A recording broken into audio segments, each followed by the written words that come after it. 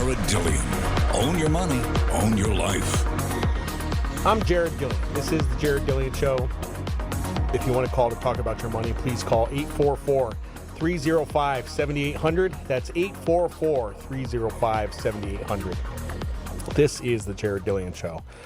We're talking about 401ks. And I cannot understate the massive tax benefit inherent in these things. By the way, just pretend you saved $20,000 a year for 40 years with but just say you had it in cash, okay? No investment growth whatsoever. That's $800,000 that was untaxed, okay? $800,000. If you maxed out your 401k your entire career and you had no growth at all, you would have $800,000. If you maxed out your 401k your entire career and just, by the way, the stock market since 2009 has gone up 19% a year. Now, that's not normal. It's absolutely not normal. It's not going to continue in the future. But just for the sake of argument, let's say you contributed $20,000 a year for 40 years and you got 19% growth, you would have several $million. Okay, it's so, and that's all those gains are tax free. So you pay taxes on it when you withdraw, but you're going to be at a lower tax rate, so you're just much better off. You got to max out the 401k. Can I just say this over and over again? You have to max it out. Have to max out the 401k. Look, if you're in a position where you make less than $80,000 a year, you make $40,000, $50,000, $60,000 a year, you still should contribute a lot to the 401k. You should contribute as much as you possibly can. This should pretty much represent all of your savings. In any event, you should be contributing 20% of your income. I mean, that's kind of the goal, right? So if you make $50,000 a year, you should be contributing $10,000, which is still halfway to maxing it out, which is pretty good. If you save $10,000 a year for 40 years, that's $400,000 without any growth. If you get some growth, you could easily get to $1 million. That's just by not even maxing it out. That's by putting in half. It's so powerful, man.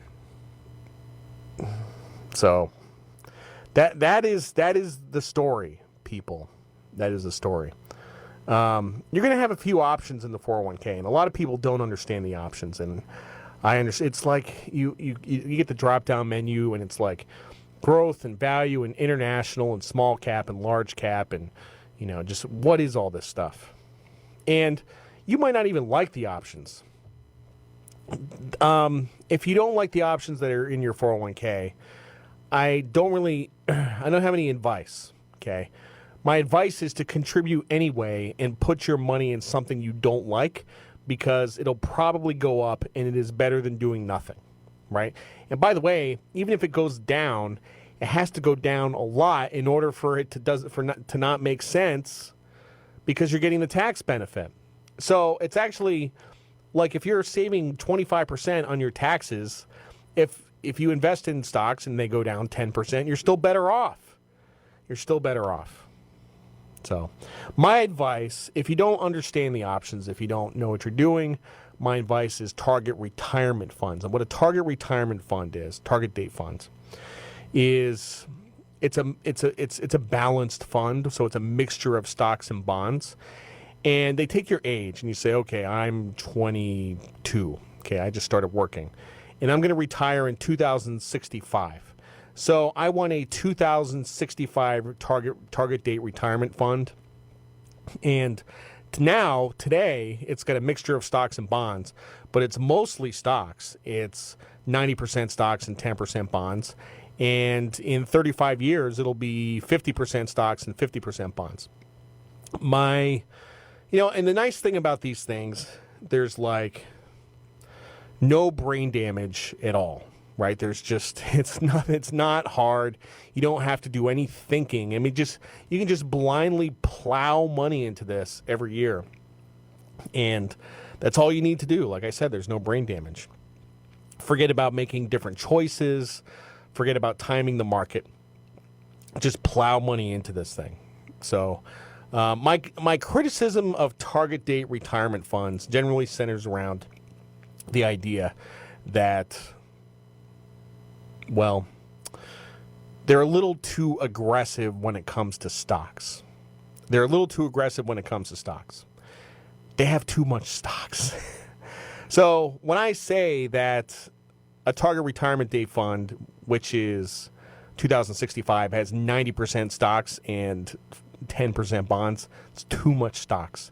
It should have much less stocks. So one thing that I advise people to do is if they want to take their asset allocation down, they can pick a target date fund that has a closer date, and that will have a higher allocation to bonds, and that will kind of fix the problem. So that's one way you can sneak around it. Let's talk about IRAs for a second.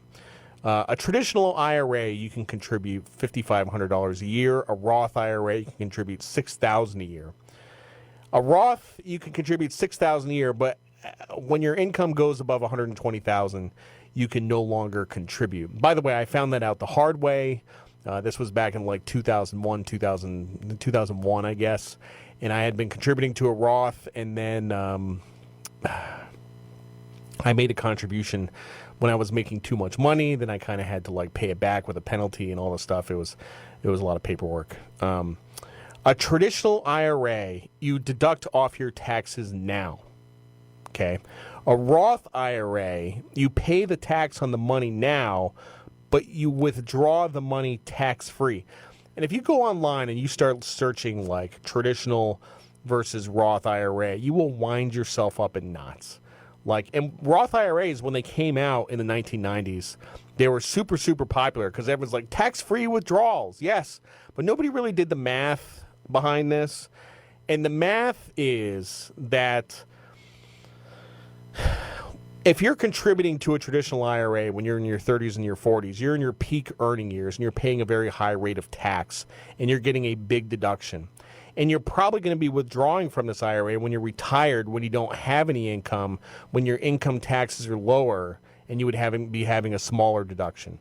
So for most people, the math on this just doesn't make sense to have a Roth. There are certain circumstances when it does.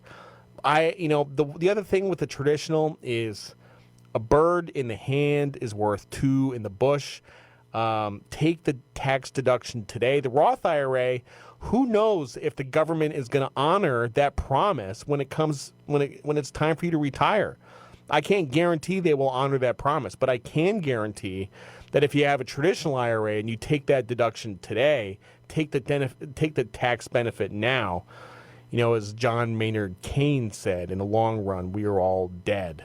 By the way, there is such a thing as a Roth 401k where the withdrawals are not taxed. It's the same thing here. Don't do the Roth 401k. Get a regular 401k, get a traditional IRA, take the tax deduction now. It is super important to do that. I'm Jared Dillian. This is The Jared Dillian Show.